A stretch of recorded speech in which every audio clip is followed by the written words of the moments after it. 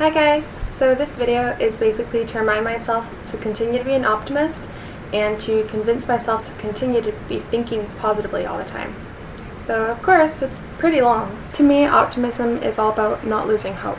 And losing hope results in not really feeling emotions as powerfully as before, or feeling emotions really at all. It's apathy. When you lose hope, nothing matters anymore, and it's not a nice state to be in, and it feels pretty much impossible to come out of that. So I was thinking how some people kind of assume that human nature is to destroy, and I'm not really sure how I feel about that. When you see a child first learn to work with things like blocks, their first instinct is actually to build things.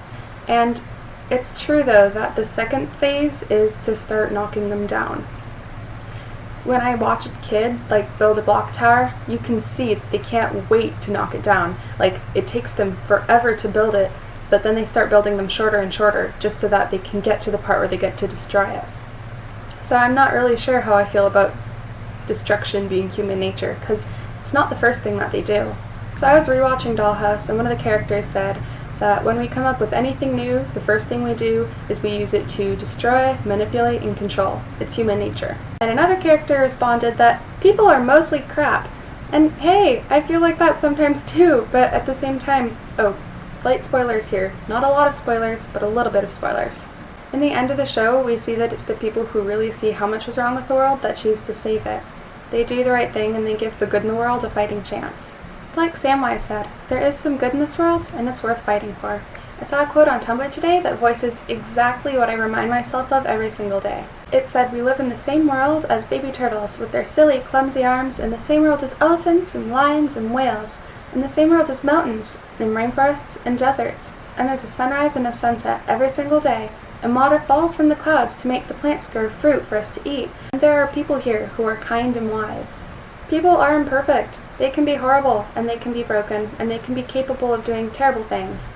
But then there's people who are really good that give you hope for humanity, like writers and other genuinely good people. And I'm not saying the world is split into good and bad people, because I don't see it like that.